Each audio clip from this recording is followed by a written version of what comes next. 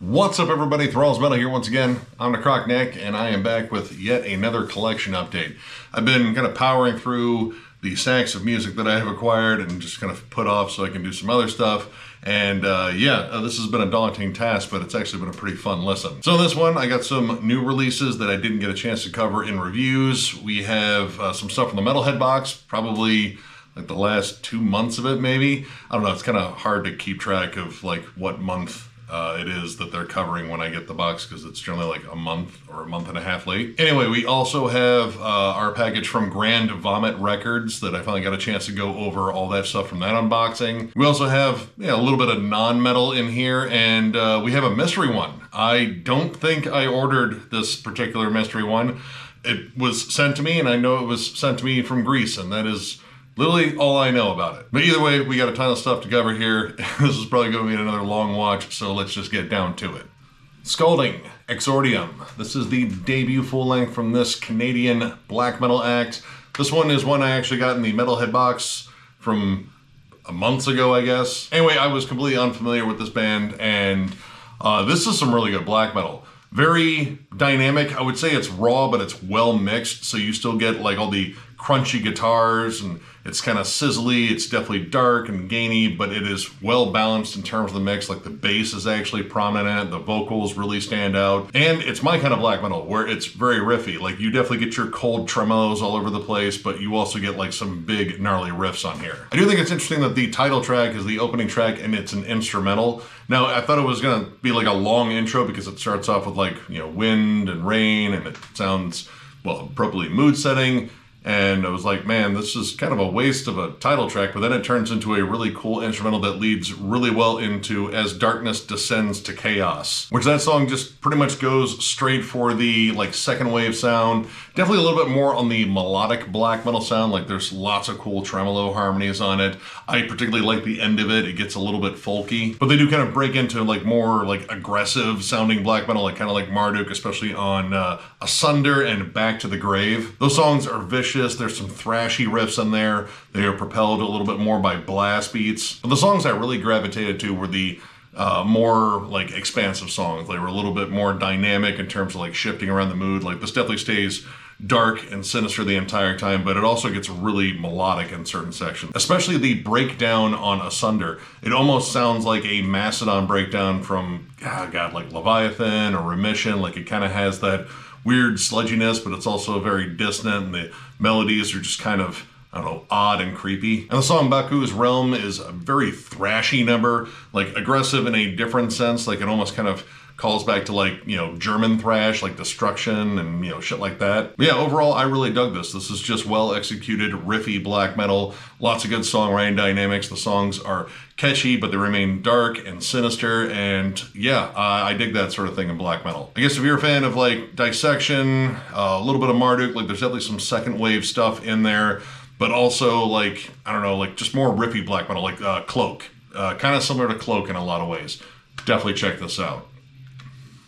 Talking Heads, Remain in Light. This is the fourth album from these new wave pioneers from Rhode Island. I've been a longtime fan ever since I was a kid. I was mesmerized by this band. We went over this in my giant binge of Talking Heads when I got back from Florida. This was the only one that I was missing, so now my Talking Heads full lengths are all complete. And this was the one I wanted the most because, I don't know, this one might be my favorite just because it kind of balances out everything that they do well. This was their last collaboration with Brian Eno. After this, pretty much I would say David Byrne kind of took over in terms of like the band's direction. But this one has all those weird like funky bass lines. There was a lot of like African tribal beats all throughout this, and just their weird sense of songwriting and just interesting quirky hooks. This is very percussively driven, though I think Tina Weymouth's bass is still just one of the coolest things about this band. Her bass lines are just so infectious. But you also have Brian Eno's token sound effects and sound loops and weird like atonal noises kind of getting mixed in, especially on tracks like Houses in Motion, which has a really cool kind of funky swing to it. And again, the atmosphere is just sort of like strange and aloof. And Seen and Not Seen, which is just a quirky, odd song with spoken word vocals. It's just sort of a strange number, but I mean, of course, Once in a Lifetime, that's like the big hit on here. It's honestly one of my favorite songs from the 80s.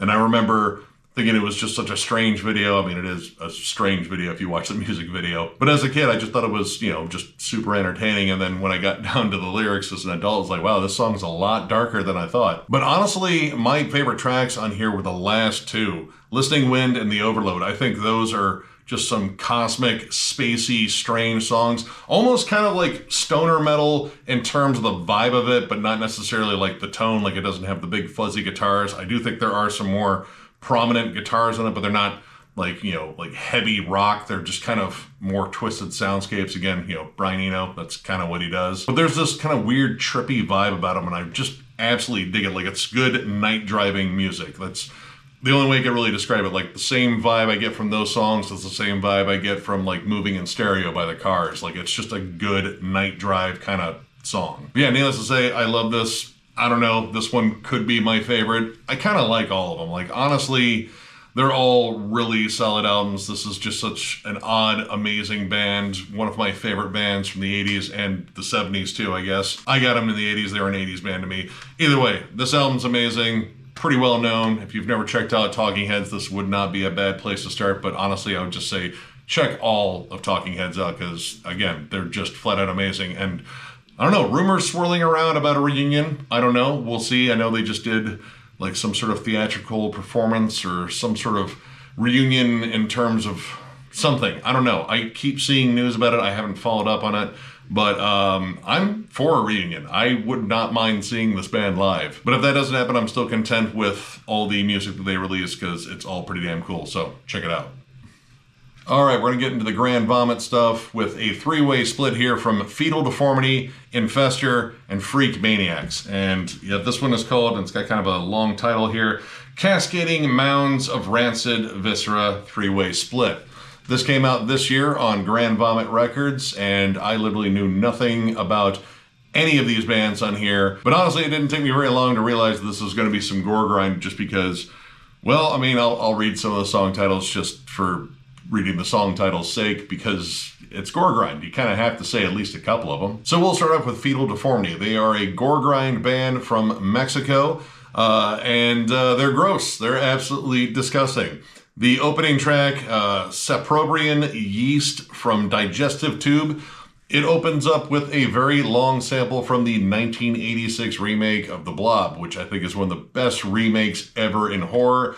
It's absolutely gross. Honestly, it's kind of better than the original one with Steve McQueen. That might be blasphemy to some, but I don't care. I love that movie, and it is the sample of the guy you think's going to be the hero, Paul, getting eaten by the blob as the girlfriend screams and tries to pull him out, and then his hand gets ripped off. It's a great fucking scene. Anyway, then it gets into the music. Actually, that sample is most of that track. So yeah, it's kind of Morticianous there, but honestly, the music, it's gore grind. I'm kind of hit or miss on gore grind, and this is kind of the style that I am very hit or miss on. The snare is a loud trash can lid ping. It actually scared my cat when it came on, and the vocals are essentially just sewage, barf, pig gurgle, just disgustingness. Like, I don't think there's a single word actually being said. Probably for the best with all these song titles, because I can imagine it's only just gross as hell. Unfortunately, the vocals and the drums kind of drown out the guitars. The guitars feel really thin on here. Not like there's a ton of like intricate riffs being played, but you know, it would have been kind of cool to hear them. Most of it is just wall-to-wall blast beats. The songs are very short. You do get some brief D beats and like some kind of grindy two-steps on, God, forgive me trying to read these. Metaplastic, columnar, epithelium? Sure, that's probably close. And the last track on their segment, bilateral astrocytoma thalamic glioma. That sounds horrible. But yeah, those disgusting songs have some disgusting two-steps and some disgusting D-beats, and that's kind of the only bit that broke it up for me on their side. Like, it's just kind of all cluttered together and mushy and rotten, and I mean, if you're into that, you're into that.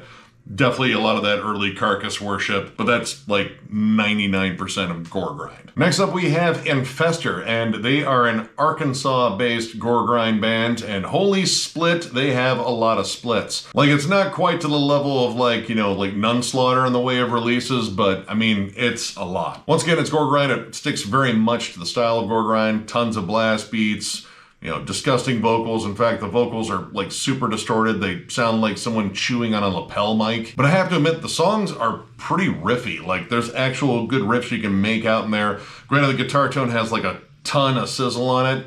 And I believe this band uses a drum machine. So, I mean, it has like kind of that just, you know, gore grind drum machine sound. Doesn't really have like a super obnoxious snare though, so that's kind of cool. But the song Buoyant Bloatation of the Putrid Corpse, actually pretty catchy. It's got some solid riffs on it. I really dug that one. The rest of it I think is, you know, pretty decent. Honestly, out of all three of these bands, this one was probably my favorite, just in terms of like it just being a little bit easier to listen to. But still, at the same time, I'm very picky when it comes down to gore grind, and that leads us to the next band, Freak Maniacs, which they're a gore grind band, of course, bit of a theme here, and they are from Brazil. And this is a two-man band, and this one is muddy, disgusting, violent as hell. In fact, this one's a little bit more breakdown heavy. Like, you know, there's definitely blast beats and such in the short songs, but there are breakdowns and groove, which kind of breaks it up. Vocally, it kind of sounds like a large dog, like a Rottweiler vomiting, but that's kind of the theme here. Like, it's gore grind. The vocals are going to be absolutely putrid and distorted and pitch shifted and, you know, all that crazy shit. But musically, not too bad. Like, I like, you know, Infester a little bit more just because I can make out the guitar riffs a bit better, but this one actually has, like, again, solid groove, and a lot of it kind of reminded me a bit of Mortician, which I'm still a big Mortician fan, so I thought that was kind of cool. The big standout for me on that one was the last track, Dismembered Alive with a Sharp Knife. God, I feel like it'd be a little bit more messed up if you did it with a dull knife. Anyway, solid song. That one definitely has like a big Mortician vibe to it. I dug it. And overall, this three-way split was, I mean, it was fun. Like, I kind of look at gore grind as like a little bit more of a novelty, just to see how gross and absurd you can get. And all three of these bands definitely did gross and absurd, but in different ways. Like, I can actually tell these bands apart, which is really cool for like a gore grind split, because some of it kind of just bleeds together. Like, you really have to pick out the production to kind of, you know, figure out which one's the different band. So yeah, if you're a big gore grind fan and you want some new putrid, disgusting bands to check out this three-way split. This was actually a lot of fun to listen to. Lipoma, Odes to Suffering. This is the second full length from this one-man, New York City-based gore grind / death grind / melodic death metal act. Yeah, that's a pretty crazy mix, right? Well, they had sent us Lipoma's first album, Horrors of Pathology, which had the giant tumor face too, which I thought was shot. And actually, the main dude from Lipoma corrected me. He was like, nah, that's real. I'm like, wow, that's fucked up. Because the dude looked like a melted candle. And it's not like this dude on this cover looks much better. I can't decide if that's like smallpox or syphilis. I feel like it's kind of one or the other. It might be a mix. Who knows? He might have just had like the worst day ever and caught both. Anyway, I was a huge fan of Horror's Pathology. In fact, in terms of gore grind I've heard recently, I think it's one of the best gore grind albums I have heard, because of that mix of melodic death metal and death grind and gore grind all together.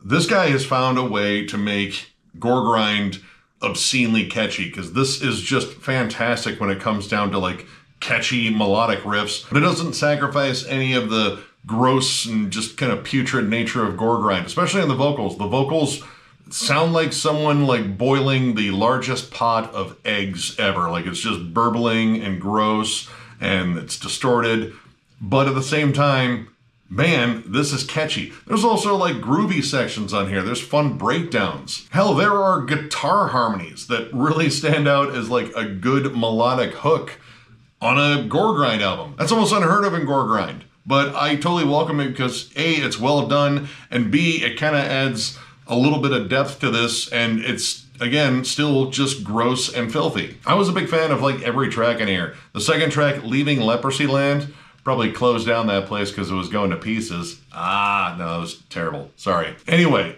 you have death grind and you have like kind of surf rock riffs in there kind of mixed in. The title track, Demonic Delusions and Monster Tumors.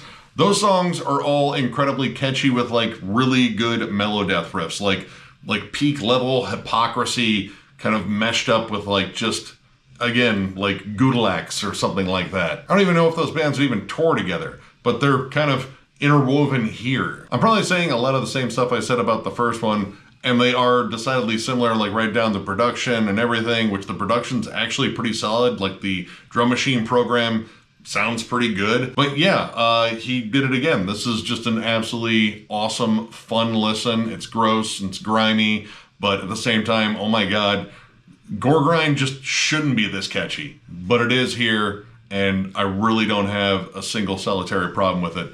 If you're a fan of, I don't know, gore grind, I mean, I think that's kind of got to be the first one, but honestly, if you like early melodeath, like early Hypocrisy, In Flames, stuff like that, kind of just woven in with a sea of blast beats and like demonic hell pig gurgles, check this out. It is an absolutely awesome release.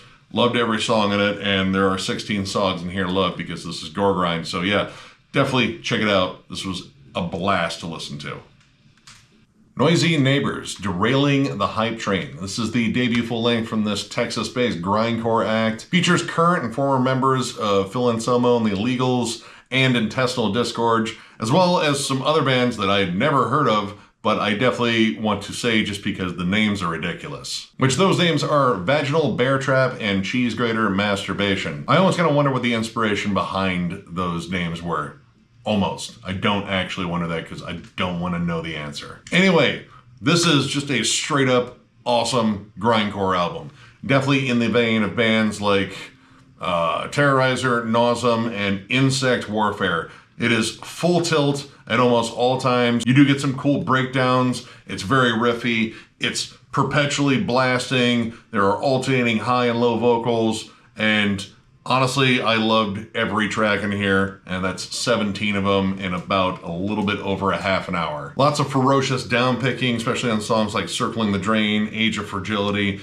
The second track, Selective Outrage, opens up with some just ferocious machine gun guitars, like a little bit of thrash gets in there. I do think you could almost call this death grind. There are moments where they have like some big death metal riffs on there, but for the most part, this just stays grindy and violent the entire time, and I fucking loved it. There's a good balance of like more metallic tracks with like some more straightforward punky tracks in here. Like you get a good mix of like death metal tremolos to like just, again, punky downpicking. And this album features probably one of the last guest appearances from Trevor from Black Dahlia Murder on Pattern of Abuse. He managed to guest on a lot of stuff before he passed, so it's always nice seeing that as like a surprise, because like there's been a ton of guest spots from him before, you know, he sadly left us. So that was a really nice surprise in here, and yeah, this whole album is killer. If you flat out love grindcore, definitely in the vein of Insect Warfare. Few things are as violent as Insect Warfare. This comes pretty damn close. The whole album is pretty much a downhill run of grindcore. Like, again, very much Nauseum, rotten sound, that sort of style. I absolutely love this. There's possibly a chance of it being on my year-end list. I don't think there's anything on here I didn't like. And yeah, I'm a big grindcore fan, but there's only been a few grindcore albums that have been like huge on my radar this year, and it was nice to find yet another one. Definitely check this out. This is an absolutely crushing debut. I already want to hear more from him. This is yet another killer one on Grand Vomit Records, and honestly, this bundle they sent us was absolutely packed with amazing stuff, and I'm still not done with that. So yeah, check this one out. Absolute banger. Verminoth, Grand Manifestation. This is the debut EP from this Pennsylvania-based brutal death metal act. I don't know, it's kind of like modern death metal, but I can definitely hear a lot of brutal death metal influence on here. This was yet another one we got from Grand Vomit, and this one might end up being possibly my favorite out of the bunch, literally because I knew nothing about this band going in, and within a few jams of this, it has become one of my favorite EPs to jam here lately, which this year has been chock full of awesome EPs, but This is brutal. It is riffy, it is groove-laden. There are amazing breakdowns on every song, but this is just riff-driven and awesome.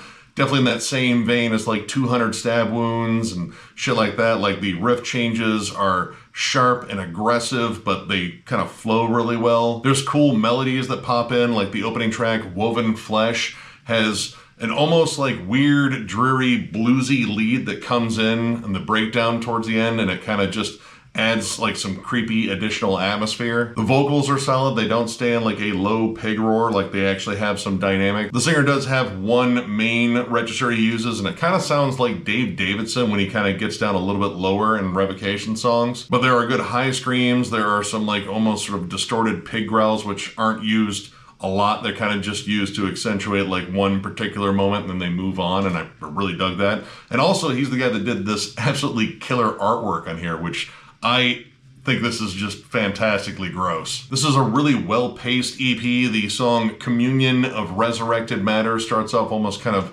brutally doomy, like it's slow, it's lumbering, and then it starts breaking into triplet chugs, which there are tons of those on here. Malignant Gestation has a section in one of the breakdowns where it adds a bunch of reverb to the snare and it sounds like a gunshot in a canyon. And production-wise, I really dug this. I do think the drums have a bit of that like Will Putney drum sound. Like if you're familiar with Will Putney's, mixes and such, there's a certain sound that his drum mixes always have, and I'm kind of like hit or miss with it. Here, I think it works mainly because the bass drum has a really good punch to it, and the guitars feel just extra chunky and heavy on here. This is short, sweet, and brutal as hell. All 4 tracks rip. If I dared this to be any heavier, it might actually like physically hurt me. Like it's that heavy. This is the kind of brutal death metal I could consistently get into because, again, there's variation to the formula. It is not just blast beats and pig growls.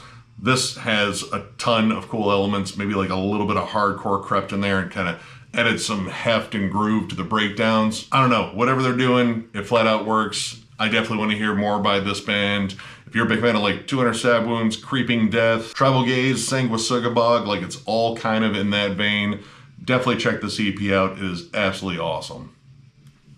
Maze of Sothoth, Extirpated Light.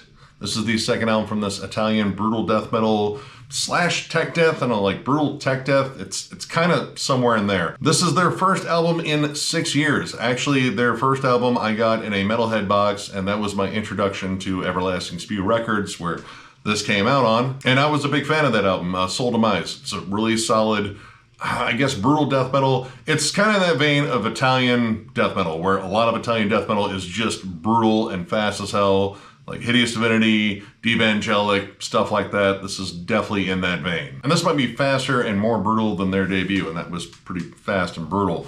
This is loaded with just insane drum work that is moving at 1,000,000 miles an hour, like frequent turnovers and awesome fills. Very brutal but intricate guitar work. Songs like Eliminate Contamination, Blasphemous Ritual, and The Plague both have just huge, brutal, disgusting riffs, but there's technical flair to them, like a little bit of Necrophagist sort of crept in, or Viscera or something like that, but not enough to, take away any level of brutality in here, because this is just a savage, disgusting album from start to finish. Production here is very crisp, a little on the compressed side. I will say the lead tone kind of comes in as strikingly loud.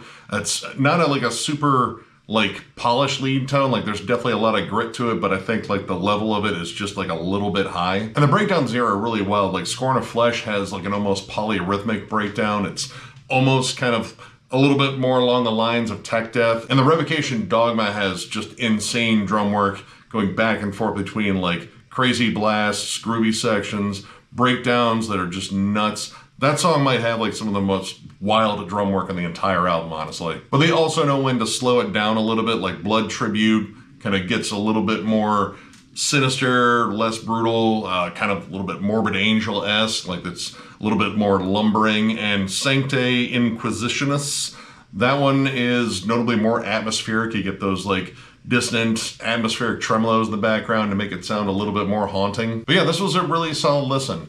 I think I might still like the first one a bit more. Granted, I've had that one a lot longer, but this one I think is, again, brutal, technical, savage as hell. I just kind of like the riff work a little bit better on that first one, and I think there has been some lineup changes with this band, so maybe still settling into a new lineup here. But that isn't to say this is bad. I think this is solid tech death, brutal tech death, whatever the hell you want to call it. It is both of those things, and this is a really solid listen if you're a big fan of like Spawn of Possession, Devangelic, Hideous Divinity, maybe a little bit of Vomit the Soul too. Definitely check this out. It's Italian death metal.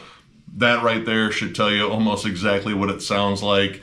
And if you're not familiar with Italian brutal death metal or just death metal in general, go take a dive into that stuff because that is some of the heaviest stuff out there still. But yeah, along the way, check this one out. Crosses, Permanent Radiant. This is the 5th EP from this, God, man, like, let's see, dream pop, alt rock, goth rock, synth rock project. It is Chino Moreno from the Deftones and Sean Lopez from Far. This is their project that they've been doing for a while now, and I love it. I have their first album, their self-titled one, and I absolutely dug the hell out of that. I'm a giant Deftones fan, and I don't own any Far, but from what I've heard, I really do like them as well, but this doesn't necessarily sound like either one. For those unfamiliar, I would say if you ever wondered what Depeche Mode sounded like with Chino Moreno fronting them rather than David Gahan, it's this. This is synth-driven, very atmospheric, lots of clean guitars, but still occasionally heavy ones. Like the opening track, Sensation, has a big, heavy chorus, mostly driven by a bass and bass synths, but it's still like sonically heavy. Like none of this gets close to being as heavy as Deftones. This is more about mood, kind of groove and atmosphere. Like it's very dark, but very, I don't know, lush sounding. The drums are all electronic, I believe, and they're kind of like more that trip hop sort of feel. And again, it kind of creates this interesting balance of like haunting and beautiful at the same time, especially on like Cadaver Age, Holier, and the song Vivian, which I believe was also a single. The song Day One actually has like a sort of calypso, like salsa sort of groove to it. It kind of reminds me of 80s pop, and I've probably brought this up countless times in here. 80s pop is like probably my favorite era of pop music because you had musicians writing pop music. Like it wasn't just some pop star where someone was constructing the song for them. I'm not saying that's all current pop stars, but that definitely is a fair amount of them. My generation had Prince, and Prince was an absolute badass. Like that's not even up for debate. But this reminds me of that era, and you know, Chino is a solid musician in his own right. Same thing with Sean, and this feels like a really cool collaboration of musicians writing like poppy music, and it works beautifully. Chino sounds really good on here too. Like his vocal approach on these Crosses albums so far are a lot different than they are on Deftones. Like you're not going to hear really screaming or harsh vocals at all. It's all cleanly sung. He's using a myriad of different filters and such, but it still sounds very natural. And who knows, by this point, we may have already reviewed the new full length, which at this point has probably already been out for a little bit. I don't mind covering stuff that's a little bit off the metal spectrum every now and then, and it does involve a band you could argue is metal. I mean, it's still debatable. I love Deftones. I don't really care. I'm going to cover the next Deftones when it comes out because it's one of my favorite bands. But yeah, I dug this. This is an absolutely killer, moody EP. It's kind of good, I don't know, rainy day music, but it's also kind of like a little, I don't know, sexy, I guess. I don't know. I just dig it. It's fun music. If you like, you know, Depeche Mode and like Duran Duran and like, again, like a little bit of trip hop and, you know, maybe some modern pop in there too, but definitely some 80s pop. Check this out. This is a really solid listen. Cadaver, The Age of the Offended. This is the 6th album from this Norwegian death metal, maybe blackened death metal act. This has been a long-running project from one Anders Auden. He's sort of a journeyman musician. I know he played with Satyricon in a live capacity for a while. And I found out about them through the Metalhead box because I got a Cadaver shirt and I was like, oh, I don't know if I've ever heard of this band. So that made me go looking around. Then I realized a lot of their earlier stuff is kind of hard to find, but around the time that shirt was coming out, he was working on an album, Eder and Bile. He had actually recruited one Dirk Verburen on drums, you know, formerly of Solo Work, and current Megadeth drummer, of course. And yeah, he's drummed with a ton of different people. I mean, he's like super good. So yeah, that kind of makes sense. So I really enjoyed Eder and Bile. So I was definitely going to get this one. And this is honestly a little bit better than that one. Opens up with a really interesting intro, Sycophant Swing, which is just noise and just sort of muttering, and then it goes right into the absolutely grindy post-apocalyptic grinding. It's an absolute ripper of a song. It's fast and ugly, and yeah, the guitars almost kind of close to that HM2 sound.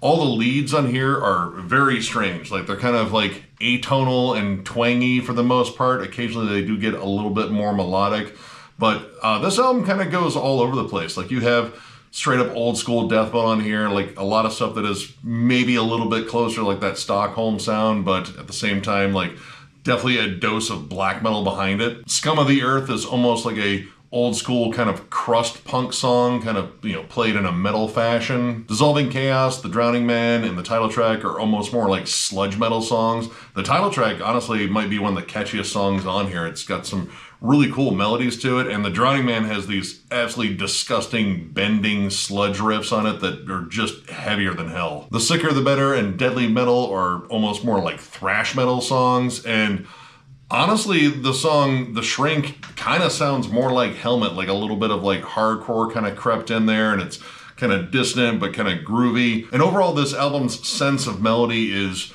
just sort of strange. Like it's tuneful, but it's very creepy. It's kind of atonal, but it works with the riffs. You know, Anders' vocals are definitely a little bit more on the black metal spectrum. So it has this real like dark, chaotic, angry energy to it, and I kind of dig that. In fact, the only thing I didn't really dig about this is the album title, which is, you know, kind of cringe, but you know, whatever. But that was about the only thing I didn't like. Like everything else in here I think is just really solid. I think it's an improvement over the last one. The production on it is really solid. It's got tons of riffs. There's lots of like just nasty D beats. The songs are, you know, varied in terms of like style, but they kind of stay rooted in one uniform sound. It's just a well done album. So I'd say like if you're a fan of just like old school death metal, but I mean there's definitely like, you know, kind of like mid Dark Throne stuff in there too, like maybe not as minimalistic.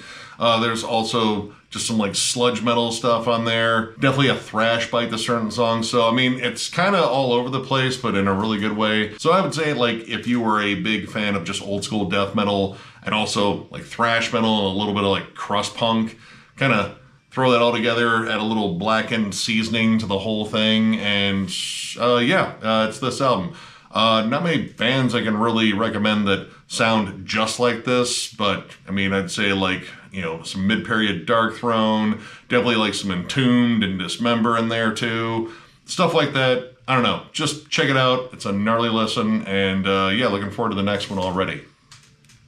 Gutted, self-titled. This is the second album from this Toledo death metal act. Yes, right here in Toledo, Ohio. This is the 2020 reissue on Repulsive Echo Records, and this is my mystery one.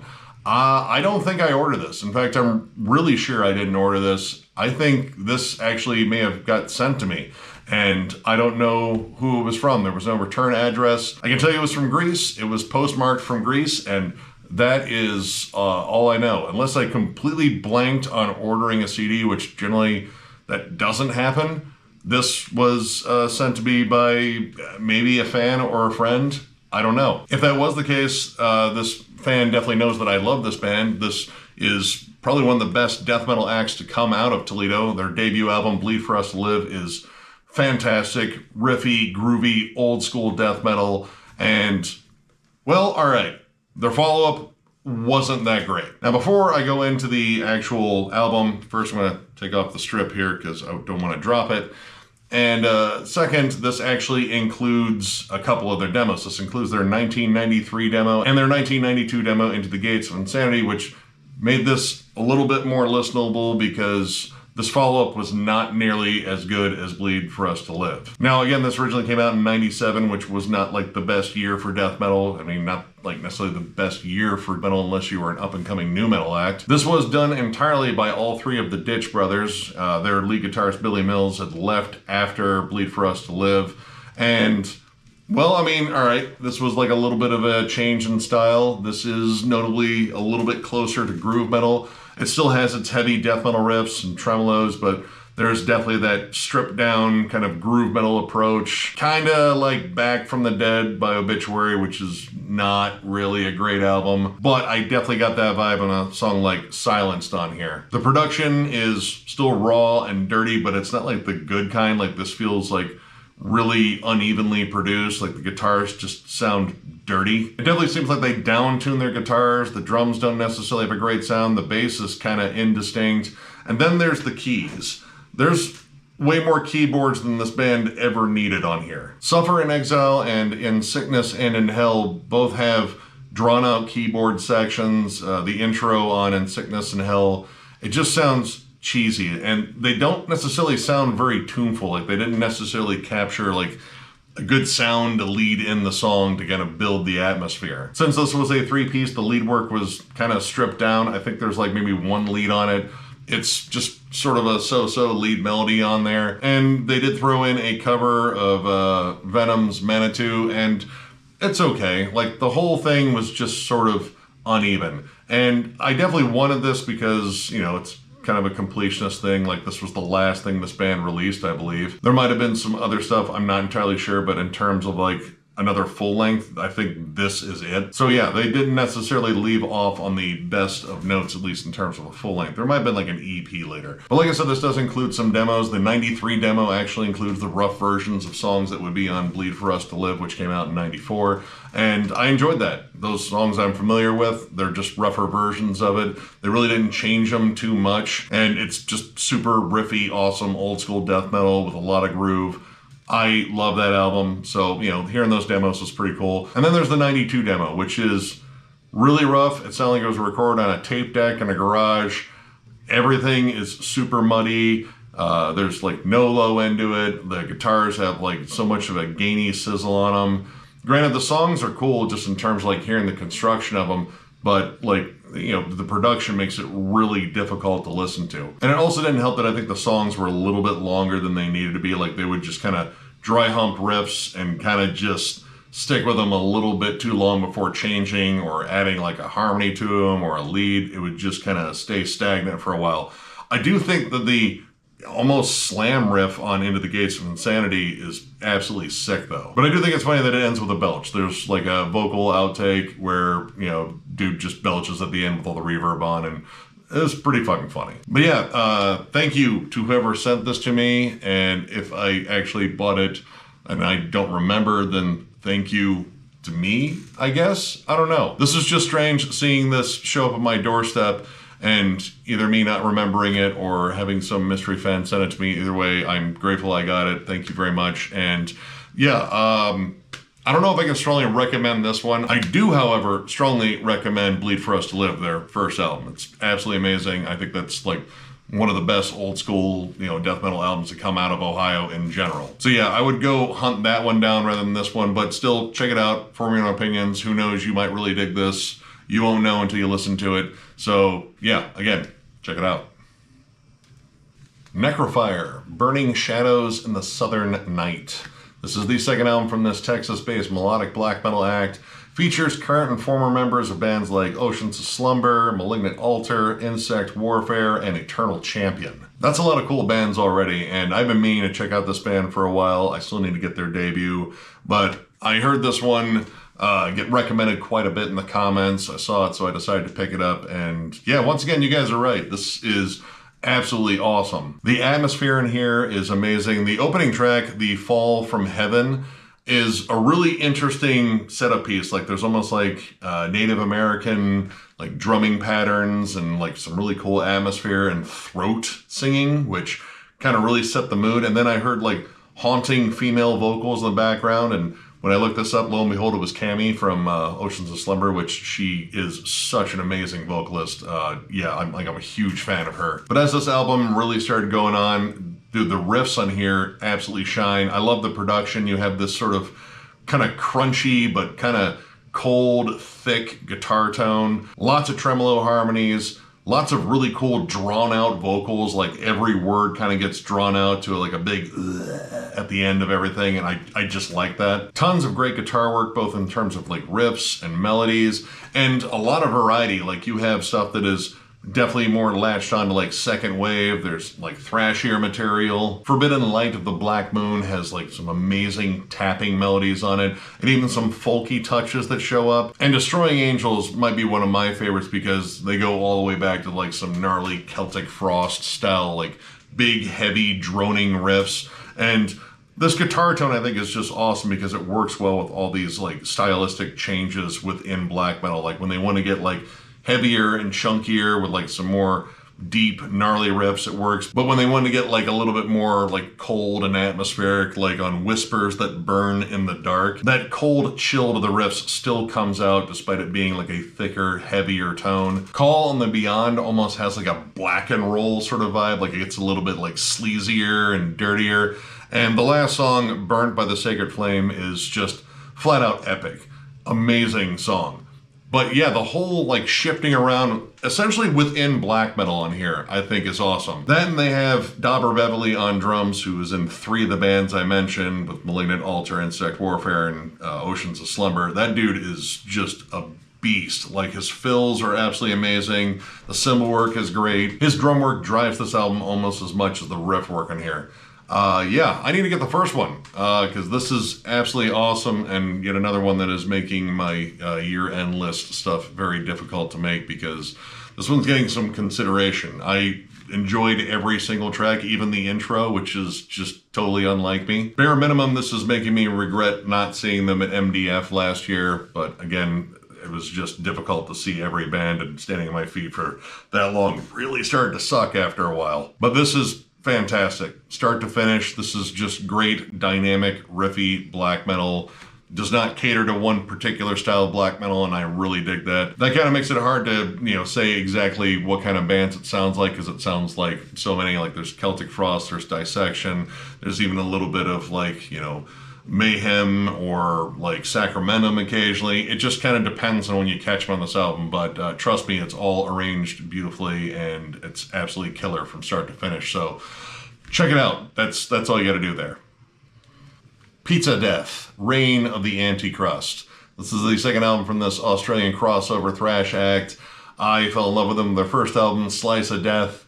It is the most transparent pizza thrash band there fucking is. Every song's a pizza pun. They're all short. They're all ridiculous. There are tons of killer samples everywhere. You will laugh your ass off, and you'll also rage and possibly throw a chair through a window. Like, it's that kind of album. And to my surprise, this band is not in the Metal Archives, which is kind of bullshit because this is definitely crossover thrash, even though someone in their forum bitched and says like, no, they're a hardcore band or they're too associated with hardcore. Dude, lighten the fuck up. It's a thrash band. Now, I will say it's definitely got some serious hardcore influence. The vocals are definitely more of a hardcore shout than they are like a traditional thrash yell or a scream. But when you hear the riffs, it's crossover thrash. You have to have that hardcore element in there to really make it crossover thrash. So you have a good mix of just thrashy riffs, some cool melodies every now and then, but just like some flat out hardcore and punk riffs too. But every song in here is just fast and ridiculous, and the song titles are so damn good.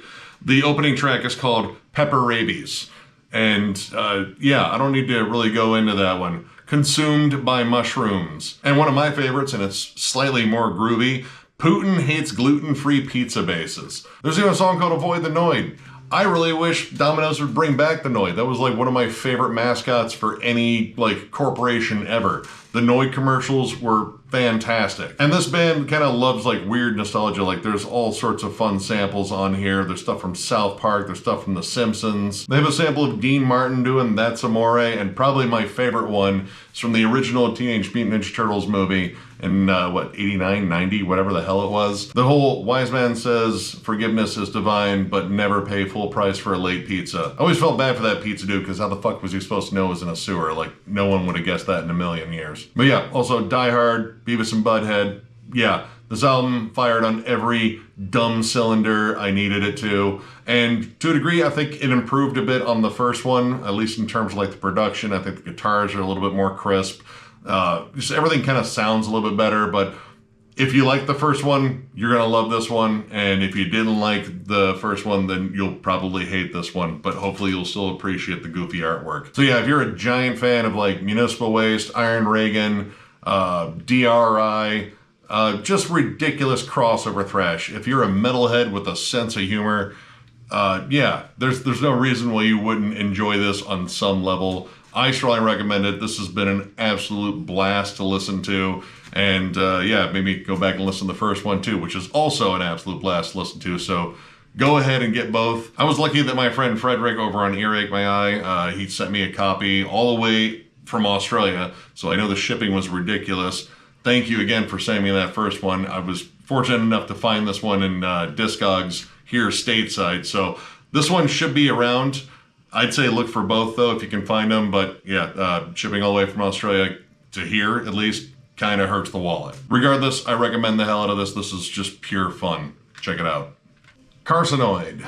This is their self-titled 2018 demo. This is an Australian death doom act. I heard some rumblings in the underground about this band, and I've had this for a while, and I think this is legit like an original printing of their first demo, because this is on an old fucking, looks like a Memorex CD? No, verbatim. With a Sharpie on it. Yeah, that's pretty familiar territory for me, because I used to give away mixed CDs all the time to my friends with pretty much that same aesthetic. Now, I do believe this has been reprinted, and I think it's actually being distributed by a label. I'm not entirely sure on that, but this is just some absolutely disgusting, sludgy, bottom-heavy death doom. Lots of droning riffs, lots of like chugging. The guitars practically ooze when they can get past the bass, which oozes possibly even harder. This is kind of a raw demo, but it sounds really good. The drums are nice and punchy. The vocals are huge and cavernous. Honestly, it reminds me a lot of like the first two Temple of Void albums, with like a layer of filth and rot on top of them as well, because this is possibly even more disgusting than those first two Temple of Void albums. For the most part, the pace of this is very slow. It's kind of lumbering, kind of lurches with its nasty, disgusting riffs, but you do get pockets of blast beats, you know, some D beats here and there to sort of break it up. There's nice groovy sections as well with like some solid riffs on top, and nothing hangs out too long. I want to say like most of the songs are under 6 minutes, which there's like only like 3 songs in here, so this is a relatively short demo. But yeah, overall, I really dug this. This is just disgusting. It's murky. It's just, I don't know, rancid, putrid, all those, you know, great adjectives we use to describe stuff that we like that sounds like we don't like it. I know they have a full length out on Memento Mori Records, and I believe they did a split with Gossadar, which I'm really interested in checking that one out because I love Gossadar as well. So yeah, this was an interesting find. I want to say I may have picked this up at Caligari Records if you're still looking for it. Just filthy, old school death doom. Again, if you like stuff like Temple of Void, but namely their earlier stuff, and just slow, murky death doom, definitely check this out. This is just a gross listen. Contusion. This is their self-titled EP, maybe demo. I've seen it listed as both. Either way, this is their first offering. This is a DC/New Jersey based death metal act. This is a 2-man band in the studio featuring one Chris Moore on drums. He is the current drummer of Repulsion and an ex-member of Magruder Grind, which is an absolutely amazing grindcore act that also isn't on the archives for whatever fucking reason. And Mark Brenzino of Iron Reagan, formerly of Mammoth Grinder, on guitars and bass. Now, this band played at Heavy Hell, and we heard them. We didn't actually see them because we were resting our feet, because staying on our feet for long periods of time sucks when you're older. But they sounded absolutely amazing, and I didn't realize that both of those guys were in that band, and it was weird because I could have sworn I saw Mark floating around the crowd. I was like, hey, that looks like the dude from Iron Reagan. And lo and behold, it was, and I can't tell you who else was in their band at that point because, again, we didn't see them, but they sounded absolutely amazing. And this is some just flat out disgusting death metal. Very gritty sounding, like everything kind of feels like it has like a staticky sort of filter on it, especially the guitars. They're absolutely snarling, they're very crisp. Well, maybe not like crisp, but like super crunchy and just really gnarly sounding. The whole thing is just very gritty and kind of over the top in a lot of ways. Like the vocals are very cavernous. In fact, I would say like extra cavernous. I might even say like overdone cavernous at some points. Like there's points where they take a little bit of the reverb off, but dude, like it's just this echoing, booming, low growl on a lot of this. And I mean, it definitely contributes to the atmosphere for sure, but sometimes they feel like a little overdone. But the style in here, very old school death metal, lots of autopsy vibes on it. Like, it's very raw and primal. The drum work is, you know, groove laden in the pocket. You get some like ferocious blast beats, but there's like a sort of punk edge, again, kind of like autopsy a bit. The breakdowns are absolutely savage on here, especially on Unrelenting Pain and Blood Church. There's some good song titles. I mean, the other two, Rotting with Sickness and Charred Remains, like, you know, that all sounds, you know, appropriately death metal. Now, Chris Moore not only does drums in here, he also does the synth work, and the synths show up on Rotting with Sickness and Charred Remains, and they add like a cool like 80s horror aesthetic, like definitely a bit of like Fabio Frizzi sort of style, sort of synths in there just to make things sound extra gnarly, which, I mean, I like it. I think it is kind of needed, but I mean, there's so much gnarly, just kind of grittiness all over this. Like, the guitars almost always have like some sort of feedback going on, and that's just kind of adding to the just distorted haze of this album. And when you throw in like, you know, the D beats and the more grindy sections on here, like, this album is absolutely fucking feral. And I really like it. Like, I kind of like all this like super over the top, let's just kind of push it to some extreme limits but still keep it very listenable and very old school. It works. Like, this kind of has, again, that autopsy vibe where it almost sounds like a punk band playing death metal. It doesn't have like the giant death doom breakdowns, but the breakdowns in here are pretty damn savage. And all 4 tracks in here absolutely whoop ass. Now, I believe this demo actually came out last year, but I think the CD version came out this year. I believe I got this on Caligari a while ago. Definitely check this out. It's definitely just pure filth. Like, melody is used very sparingly. This is all just about being gross and in your face and extreme, and it works. This is absolutely awesome. If you're a big fan of, like, again, autopsy, I would say witch vomit too, to a degree. Definitely check this out. This whole EP is just gross as hell. Royal Thunder, Rebuilding the Mountain. This is the 4th album from this Atlanta-based kind of hard rock, classic retro rock, but like stoner and doom kind of mixed in there. I wouldn't necessarily call them metal, but they're heavy in a lot of different senses, like mostly emotionally. Like, the closest comparison I can make is maybe Baroness, but I think even Baroness has more of a metallic sound than this band. And that is not a diss, because I love what this band does, because it is just, I don't know, like very classic rock, but very emotional. And I think this could be one of my favorites from this band. Now, I saw them years ago when they opened up for Enslaved with Pallbearer. It's a pretty interesting bill, but they blew me away with their performance, and the big standout was their frontwoman and bassist, Minnie Parsons.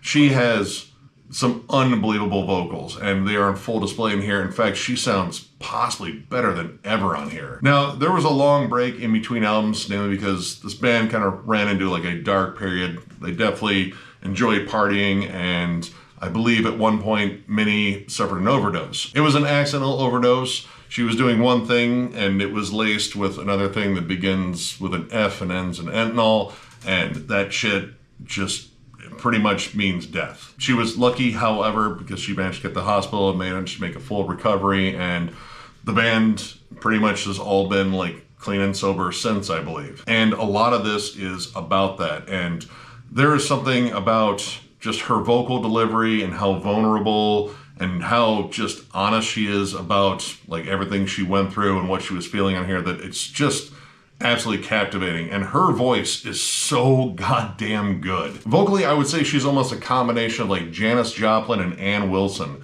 And those are 2 female singers that I hold in high regard. Her delivery has such an amazing range, and it all comes across as like earnest and heartfelt. She can sound, you know, like delicate and kind of just crooning in one part, and then the next part just be belting out just gut-wrenching lyrics from the top of her lungs, and man, does that propel this entire album and give it such a genuine emotional connection. And musically, I think this is absolutely fantastic. I don't think it's necessarily metal, but it does have like a hard rock vibe, and it does kind of get heavy, like songs like Now Here / Nowhere, My 10, The King. They definitely have their more hard rocking moments, but a lot of this is, you know, very somber and just kind of set back, and the heaviness is more in the emotion. And the choruses in here are just catchy as hell, like The Knife and Live to Live. my God, that one is gut-wrenching. Like, you can really feel that chorus. This whole album has like just a big cathartic feel to it, and I just really latched onto that. I'm a fan of all their albums. Crooked Doors was probably the one that I latched onto the most, though I liked the other two as well. This one, there's something about this one in terms of like the stark honesty, which, I mean, that stark honesty has definitely been on other albums. Here, it just feels like it's just an outpouring. Like, everything is just being laid bare on the table for everyone to see. And I think it translated into an absolutely amazing album. If you're a fan of like Baroness, maybe Kylesa on its lighter side, but like classic rock, like there's definitely a lot of like Led Zeppelin on here, Heart, stuff like that. It's definitely in that vein, and it's all done really well. I honestly can't think of a song in here that I didn't enjoy on some level. Just check out this band. Check out any of their albums, honestly. Again, I think they're all good, but I think this one in particular really stands out. So, I don't know, maybe start here. But the main point is, check them out. Witch Skull, The Serpent Tide. This is the fourth album from this Australian stoner / heavy metal act. At least that's what they were described as in the archives. This was kind of a blind buy for me. I saw that it was on Rise Above Records. Generally, there's a lot of cool like stoner and doom stuff on that one, so I decided why not pick it up. And this was okay. Like, most of the songs kind of stick to a formula. Like, it's very groove laden, kind of, you know, very much along the lines of like, you know, Caius, maybe a little bit of Fu Manchu, but kind of more of just a straight up rock sound. Like, a lot of the riffs, I feel like if it didn't have that stoner sort of fuzz on top of it, they would be, you know, kind of like just like modern radio rock. Like decent radio rock, like heavier radio rock. I don't think they're necessarily bad, but they feel as though they just kind of stick to their lane and just kind of ride it out hard, and maybe stick with the cruise control on, because a lot of the songs are very similar. They kind of stick to a similar groove. You know, the riff patterns really don't have a lot of, you know, variety to them. In fact, the more I listen to this, the more I question the whole heavy metal thing, because like one of the token things about heavy metal are like classic heavy metal riffs. And at no point did I feel like I was listening to anything remotely close to like Iron Maiden or Judas Priest or anything like that. Like, you didn't have the token harmonies or anything. I mean, maybe they're talking more about the vocals. They kind of have like a heavy metal sound to them. Like, part of them kind of sound like, you know, Wino, like St. Vitus and the Obsessed, but other parts of them kind of sound like Manila Road. And while I like that band's music, the vocals have always been sort of an issue for me. And here, it's kind of that too. The mid-range vocals, I think, are all right. It's when the vibrato comes into play, because it doesn't sound like a natural vibrato. It sounds like he couldn't do the vibrato, so he had someone come in the studio and just shake him, so you get this kind of like warbling, weird sounding vibrato that just sounds odd. At first I was like, I could probably get used to this, and then as the album went on, I was like, no, I can't. It's getting to be kind of annoying. This did have some bright spots though. I think the serving ritual is pretty cool. It gets a little bit more intense toward the end. You get some like galloping rhythms that really don't show up on the rest of the album, so it is a bit of a standout. And there are some like more atmospheric moments that kind of have that cool stoner metal vibe to it. But a lot of this just feels very plain and, you know, very standard. Like, this is almost like The Sword, except with all the cool dynamics sort of stripped out and just kind of down to like, I don't know, the three best riffs in one song. So yeah, I really wasn't a huge fan of this. I might check out some of their earlier albums, but this doesn't make me like super excited to check out any of their other albums. But still, again, this could be someone's favorite band. Who knows? You won't know until you check it out. You may really dig it. It's just really wasn't for me. It was just kind of dull. Sometimes blind buys don't work out. Oh well. But either way, check it out. Give it a chance. Who knows? You might like it. Cynic, Refocus. This is the 30th anniversary remix and remaster of Cynic's absolutely god-tier debut, Focus.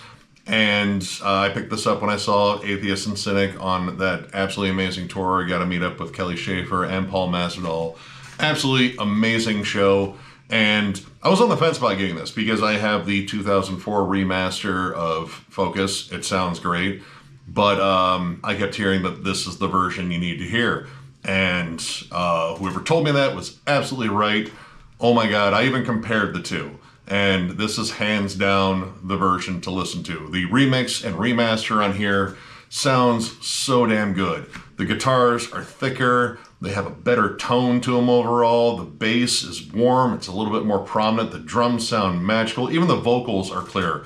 Literally everything about this version sounds better than any other version of this that I've heard. I'm so glad I picked this up because honestly, this album needed that treatment because there's so much going on this album. Like, this is, I think, one of the coolest prog albums from the 90s. Super underrated. I mean, I don't think Roadrunner really knew how to promote this band because they were trying to lump them in with the rest of the Florida death metal acts, and they just didn't fit. So honestly, it just became kind of like an underground sensation, and it took a while to build up the legend of this band. And yeah, hearing it like this, oh my God, like all these songs, I mean, I already fucking love them anyway. Like, how could I? The amazing instrumental textures, the Eagle nature, Sentiment.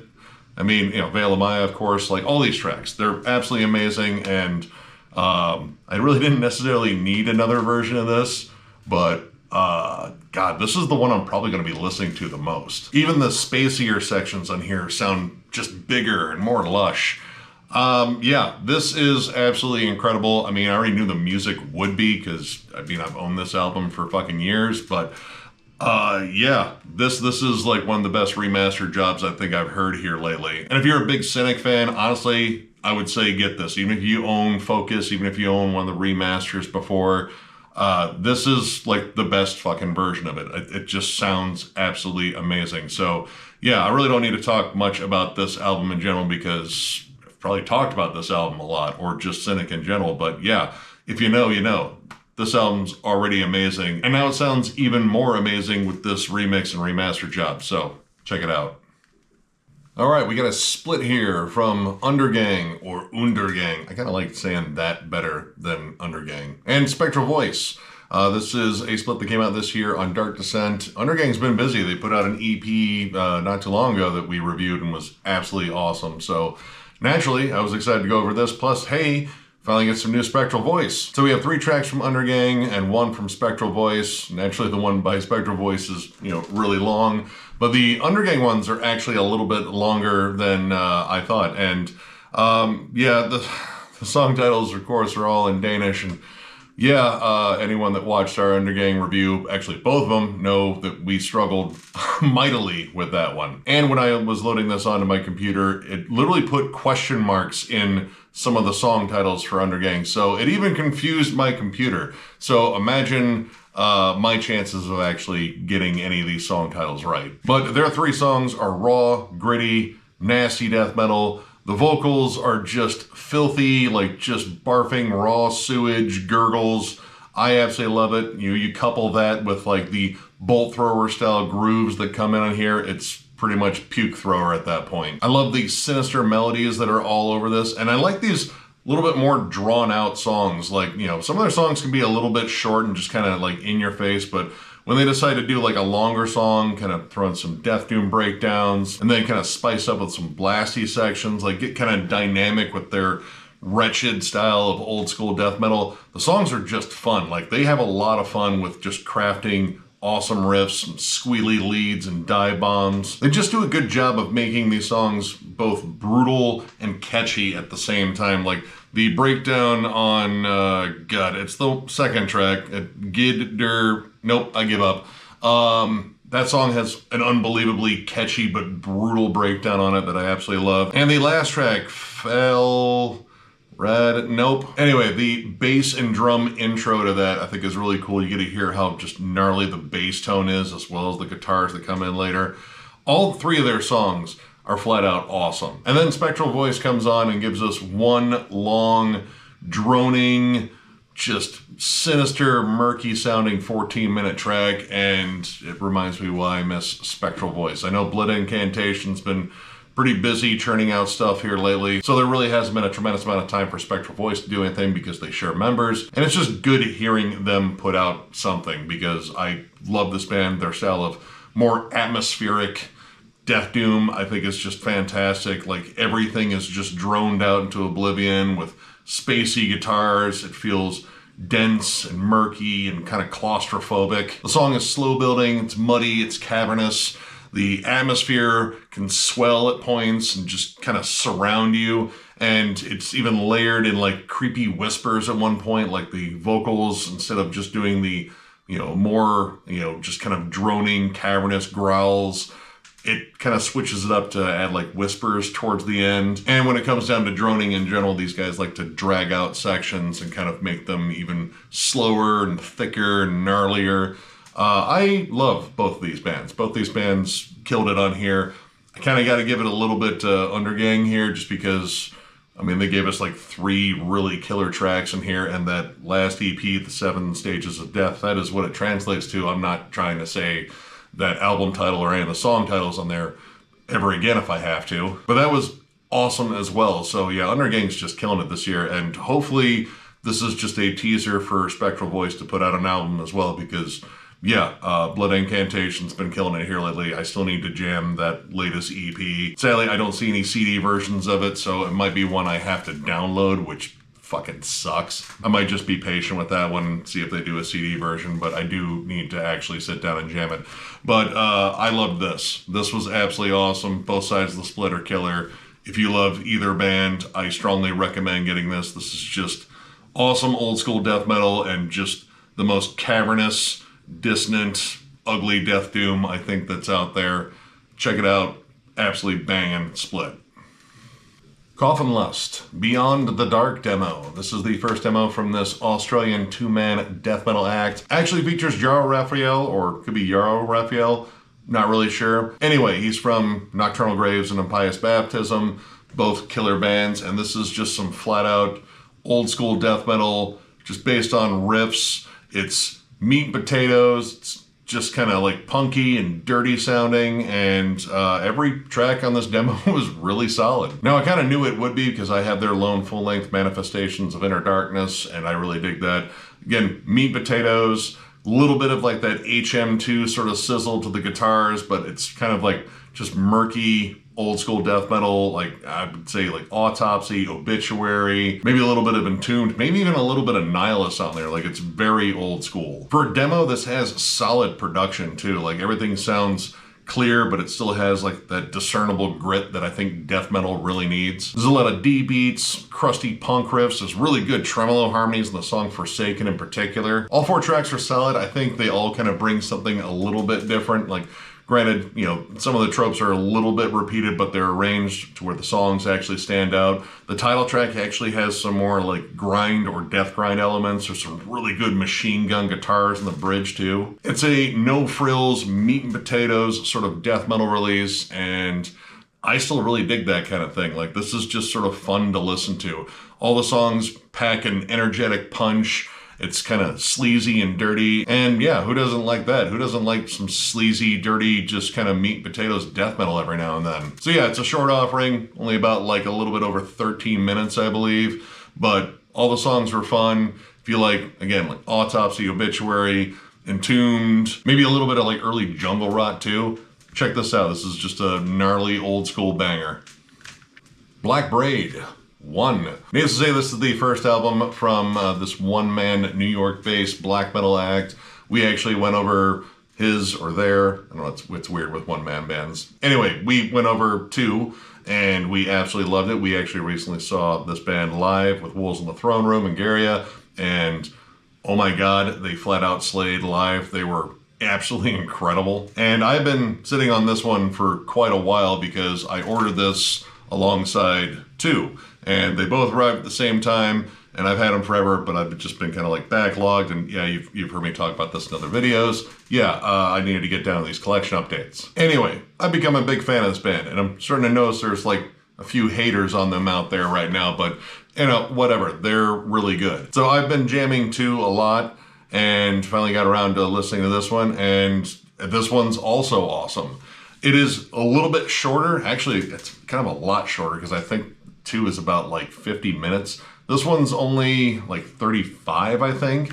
But honestly, it's kind of the same in terms of like songwriting dynamics, the Native American themes, the tribal elements that kind of pop in and out. But man, can this guy write riffs and songs with soaring melodies, but they can still be cold and vicious. Like there's still like some second wave stuff in there, but there's a lot of like just melodic passages, great lead work in there too, but not necessarily like flash or anything like that, but stuff that, you know, just adds to the melodies of the song. The vocals are awesome. The dude's got a great scream. The production on here is great. Or, you know, it's great in terms of like having, you know, more polished production that still sounds, you know, pretty gritty. I know like with black metal, like it has to sound like it was recorded inside of a dumpster in a Fisher-Price cassette deck or something like that. There is that aesthetic still in black metal. I'm not the biggest fan of that style of production. I just want to hear like, you know, raw production that has a good mix. And this definitely is a little bit more polished, but it sounds good. It sounds gritty. The guitar tone has a good bite to it. The drums are nice and punchy. They transition into the more folky elements really well in here.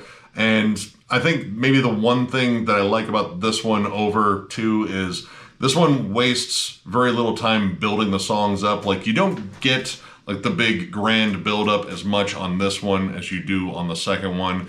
And I kind of like the not wasting time, just kind of get down to the riffs and, you know, all that on this one versus 2. But at the same time, that grandeur that's on the second one, I really dig that a lot too. But that isn't to say these songs aren't packed with dynamics. The galloping breakdown on Sarkandaga, I think I said that maybe right, probably not right. Either way, that song has an amazing, like, triumphant build, like it's galloping into battle. And the last song, Prying Open the Jaws of Eternity, actually has like some more death metal elements to it. Like it has a more doomy start to it. The riffs are a little bit heavier and chunkier. And you even get some like more death metal roars on it to just give it a little bit more oomph. This is awesome too. Hard for me to really decide between the 2 in terms of which is better because they both do what they do exceptionally well. So I'm just gonna say I like both. I think this dude is an exceptional songwriter. The songs are just energetic. They're well written. There's a lot of just cool song building dynamics. Like, yeah, this dude is just absolutely killing it here lately. And 100% go see this band live. They absolutely crush live. But yeah, if you're a fan of, I guess like Dissection is kind of part of it, but you know, there's some like enslaved-ish dynamics, like maybe like that mid-period of Enslaved. I don't know. There's a lot of cool things going on this album, and I don't know, it's kind of hard to compare to anything right now, at least off the top of my head, but I know I enjoyed it, and I'm strongly recommend you check this one out, and definitely check out 2 as well. Tank, Honor and Blood. This is the 4th album from this UK new album band / heavy metal / kind of hard rock. This came out in 1984. This is a Metal Mind reissue / Roadrunner. I actually own Filth Hounds of Hades, their debut on Metal Mind. It's a gold disc one, much like this one is. And I enjoy this band. I enjoy that debut. That was the only thing I've really heard by them. I saw this in a used bin. I figured why not pick it up. And I will say that I think this is definitely kind of a transitional album. This still has like the old school heavy metal punch that Filth Hounds had, albeit it's on the longer songs, like, you know, the opening track, The War Drags Ever On, and the last track, Kill. Both those songs are, I think, around the 8-minute mark, and they're both just huge heavy metal songs packed with riffs. The guitar tone is a little bit thrashier and chunkier at this point. Lots of dynamics, lots of cool leads. This band kind of excels at that. Like, they kind of found this midpoint between like Iron Maiden and Satan and then like just the pure sleaze of Motorhead and kind of had fun with it.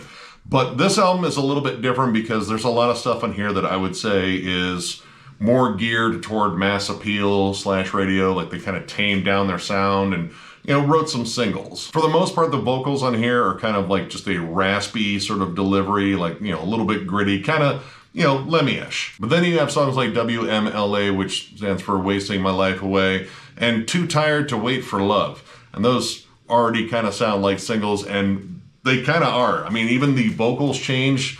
He's doing a more clean approach, and it's definitely a little bit more sing-songy, but honestly, it doesn't sound too bad. Like, it kind of reminds me of like High and Dry era Def Leppard. Like, those are still like solid rock songs. They still have good rock hooks to them. They don't sound super commercial yet. And I will admit that Wasting My Life Away kind of has like an AOR sort of feel, but it's not necessarily bad. Like, it's got a good hook. And honestly, part of me kind of prefers that clean vocal because I think his raspier vocals, he struggles staying in key, I think. Like, he can't generate as good of a hook with those harsher vocals. So that leaves the riff work to really kind of make up for it, which luckily the riff work on here is absolutely awesome. So yeah, this is kind of built on like hooky rock songs for the most part with some, you know, more heavy metal bangers to sort of bookend it. There's even an Aretha Franklin cover on it, Chain of Fools, which admittedly, I think they did like a pretty decent job on it. It was, you know, just sort of a fun song. So as far as this being like a more accessible album, like definitely grabbing for like, you know, a spot in the radio possibly, it's not the worst. Like, it doesn't feel like a total cash grab. It doesn't feel like they totally sold out. It still has good riffs and good melodies. It still has a bit of that new album sound on it. It's just not as prevalent. Now, this actually has a bonus track from the Japanese recording, The Man Who Never Was.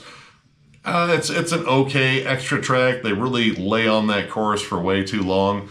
But overall, I thought this was pretty decent. It is interesting to note that there are two different versions of this band right now. Both of them call themselves Tank. There's no BC or AD or any of that. I think the only difference is one logo is red and one logo is yellow. And, well, that just makes everything confusing. I think the one with the red logo is still the classic one that's associated with these releases. That's the Tank I know. But, I mean, overall, I dug this. It's a fun, riffy album. It's got a good 80s rock vibe to it, too. Check it out. It's not necessarily full-on new album, but it's definitely still got its elements. But, I mean, overall, it's just a flat-out fun album to listen to. And, yeah, that's kind of what I was looking for. So, yeah, check it out. Imprecation. Theurgia Goetia Summa. This is a comp of this Texas death metal band's first EP and their early demos. And this is a band I've been into for a while. I only knew their later stuff because I believe there was a period of inactivity after these releases that are compiled on here. And then they kind of got back to work and put out, you know, 3 pretty solid albums since. So the releases that this compilation contains are their Ceremony of the Nine Angles demo from 92, the Sigil of the Baphomet EP from 93, and their 94 demo. And this is just gross, old school, kind of raw, almost blackened death metal. Like, there's a lot of stuff I would say is kind of similar to Incantation, Profanatica. Like, it's dissonant, but it's also very just chuggy and death doomy, and it definitely has like a fierce Incantation vibe. Now, this is a reissue done by Nuclear War Now Records and Go Throne Records. I've been trying to look for the original version of this, but the prices on it were a little steep. So needless to say, I was pretty happy to find this one. And it's kind of interesting in terms of how they track this, because the 94 demos first, and then it goes into the 93 EP, and then the 92 demo. I figure we'd start at the earlier stuff. But anyway, so the 94 demo is the first 3 tracks, and it's doomy, bleak, evil sounding. Definitely pretty muddy, like it's definitely just kind of murky sounding. There's a lot of similarities to Incantation, especially in the flipping between blast beats and death doom breakdowns. Also kind of comparable to Profanatica too, like it's very just kind of raw and nasty, and the riffs aren't super intricate, but they're heavier than hell. Like, this is just flat out brutal. But they do pepper in synths to add atmosphere, which I think is really cool. Like, the opening on Emperor of the Infernal Spirits is just massive and doomy, but as you go on in the album, you hear like synths peppered in the background. They're kind of like old school horror synths, like a little bit of that Fabio Frizzi sort of energy, like the Fulci movies and shit. I think I've already name dropped him once in this. I don't know, I've been recording this for a while. I probably did, I just totally forgot. Anyway, it almost kind of has like a blackened energy, like you have like high and low vocal flips. The high vocals definitely have more of a blackened scream to them. The low vocals are just deep and gnarly sounding. It's just a really solid demo overall, albeit pretty muddy. Now, the next couple of tracks after the 94 demo are the Sigil of the Baphomet EP, and surprisingly, that is a much muddier sound. Like, you figure EP would be a little bit more polished, and no, it's even more raw. The guitars are thicker and sludgier. The drums are a little bit muddy, but the vocals are really interesting because not only do you get that high-low flip, you get layered vocals, and they are pretty loud. In fact, the screams remind me a lot of Glenn Benton screams. And that dude still has just absolutely nasty, blood-curdling screams, and they're pretty effective on there. But the thing that really surprised me was the 92 demo Ceremony of the Nine Angles is the best sounding out of the bunch. You'd figure the older demo would be less polished and sound, you know, just dirtier than all of them. And honestly, I think the production is fantastic. The guitars are much more thick and crunchy. Like, there's just a great tone to them. And stylistically, there isn't anything I would call like blackened on it, and there really aren't any like Death Doom breakdowns. It's just straight up old school death metal with ferocious, blasphemous, you know, subject matter, of course. I mean, you look at the cover, it's pretty blasphemous. Looks like Christmas dinner at Satan's house. I know it's like supposed to be the Last Supper and just, you know, made more evil with the big Baphomet in the middle. Which, the more I look at this cover and I look at the Baphomet, it does kind of look like he has a giant erection at the table. Hopefully that job title doesn't start with hand, or worse yet, blow. But, you know, it's Satan. You got to appease your god, or, you know, whatever. He's your dinner guest. Be nice. Anyway, that batch of songs is definitely my favorite. The last track, Poltergeist Fathomed, is probably my favorite on there. Dude, the riffs on that song are absolutely crushing. But yeah, this whole thing was really cool. Like, it's a solid retrospective of a really cool underground band. I know that this band gets a ton of respect in the Texas death metal scene, as well they should. I really like their more recent offerings too, but it's cool to hear like the origins of it and how their sound evolved over that time. So yeah, I believe you can still find this on Go Throne Records or Nuclear War Now Records. I think you can also find it on Dark Descent too. So it's definitely out there if you're looking for it. I recommend it. If you're a big fan of like Incantation and that style of death metal in general, and maybe like a little bit of Profanatica and maybe some Disma every now and then, check this out. This is a nasty release. And finally, we have Old, Dawn of Darkness. This is the second album from this German black and thrash metal act. I'm a big fan of their debut, Down with the Nails. That came out 17 years ago. I did not realize that this band had been quasi-inactive for that long. In fact, I looked it up. Their most recent release before this was a 2009 split EP. So when I actually snagged this, I was like, oh shit, there's probably some releases that I've definitely missed in between there. Probably like a couple of full lengths at least. Nope, they've been like super quiet. Now, I brought up Down with the Nails in an underrated album segment for thrash metal, maybe black metal, maybe black and thrash if I did that. I don't know, it was a long time ago. But again, big fan of that. And this is kind of close to it. A little bit more dynamic in spots, like it definitely has that, you know, raw D-beat energy. The opening track, Baptized in Hell, is just a D-beat storm of just nasty riffs, kind of like some early Sodom in there. Bit of like, you know, early Bathory, Midnight, stuff like that. And there's a lot of songs like that on here. That's definitely their main gear. I like it. You know, that sort of shit, you know, it's just fun to jam and hopefully not get speeding tickets to. But honestly, it's the longer songs on here, like One Versus All and the last track, Darkness and Me. These are much more dynamic, a little bit more drawn out. One Versus All has some ferocious Celtic Frost vibes, like the riffs are a little bit slower, it's a little bit more mid-tempo, it kind of drones a bit. There's even an which, I mean, if you're gonna do a Celtic Frost-ish song, you almost kind of have to make that noise. It's like bands trying to pepper in a Tom Araya scream in a thrash song. Like, when you feel the moment, you just go for it. Sometimes you nail it, sometimes you just, well, you can't, because that's a really high note to hit. Anyway, the song is awesome, little with like cool dissonant melodies. It's dark and foreboding, but the last track, Darkness and Me, that has like such a ferocious old school Bathory vibe to it.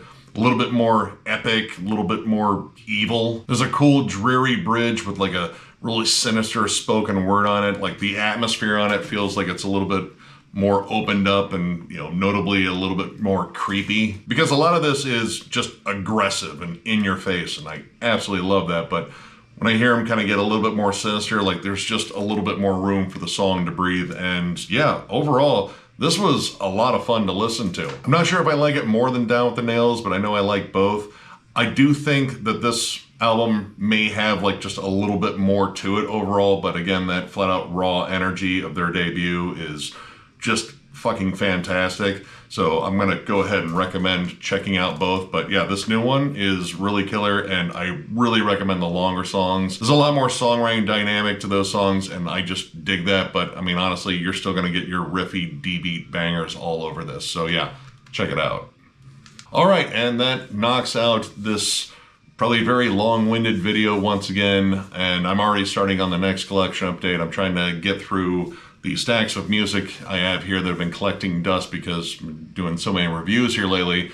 I haven't had a chance to really catch up on it. So expect a lot of collection updates in the future because I'm just trying to get through, because there's a lot of new releases in the stacks I have, and I'm trying to get a good comprehensive listen of this year before I start working on year-end lists, which, believe me, I already have to whittle down some stuff because there's so many really solid albums that have come out. And of course, we're working on other stuff. Again, the Judas Priest thing is kind of slow going. Again, getting schedules aligned, and again, that being such a daunting discography to take on, it could still be a little bit, but we are going to eventually get that one done. But in the meantime, we have tons of other content coming, and trust me, we'll keep you busy with all sorts of just goofy metal shit. So if you enjoyed this video, give it a thumbs up, and if you are new to the channel, subscribe, because we do stuff like this all the time.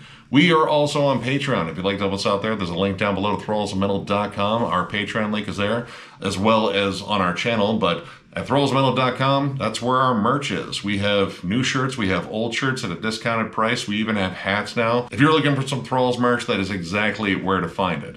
And of course, thank you guys so much for all the likes, all the subscriptions, all the love that we get. It is still amazing doing this, and it's still an absolute boatload of fun doing this. I figured this being such a regular thing, I would get burnt out, but honestly, all the fun comments we get and just the interactions we get with people we meet at shows and such, that definitely keeps me going. So you guys are large in part one of the reasons why this thing keeps growing. So thank you again from the bottom of my heart, and we will catch you later.